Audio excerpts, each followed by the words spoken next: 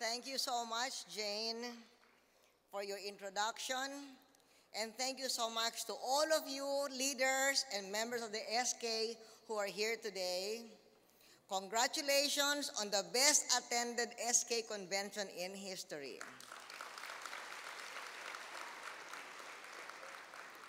And thank you to all who signed your manifesto of support for our administration. We have here with us today leading officials of the Philippine government and the Cebu government. We have Secretary Serge Remonde, who is our Cabinet Officer for Regional Development of Region 7.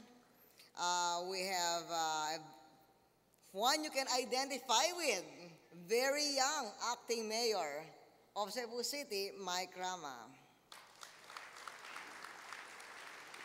We have Raul Del Mar,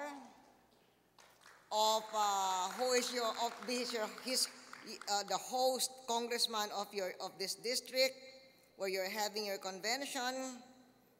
And we have Secretary Gabby Claudio, my advisor for political affairs.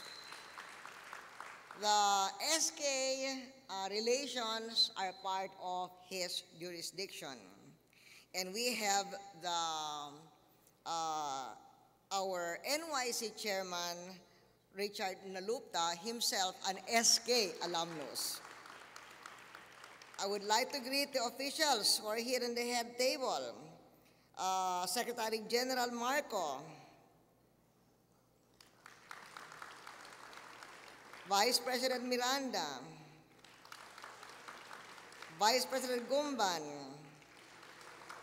and Vice President Lumanog. And we should have a special welcome for the biggest delegation, the delegation of Pangasinan.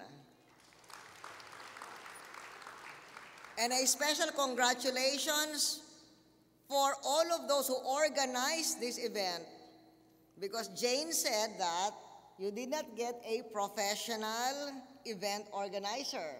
This event was organized by youth leaders from different parts of the country. Congratulations. Indeed, the way you have organized this event reflects your choice of the conference theme: transform leadership, transpire action, transcend competence. And indeed, times call for strong, decisive leadership. We've been working tirelessly to address challenges arising from the slowdown in the global economy, combined with high oil and food prices. We have succeeded in ensuring that our country's food supplies remain stable, and we put food on the table for every Filipino. In terms of oil, the high price of gasoline and everyday commodities hits our poor the hardest.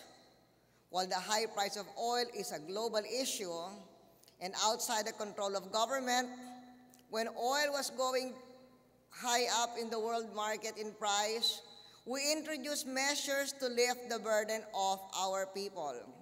Several months ago, we cut the tariff from 3% to 2% when the crude price went to $86, to 1% when it went down to $92, and to 0% when it went up to $104.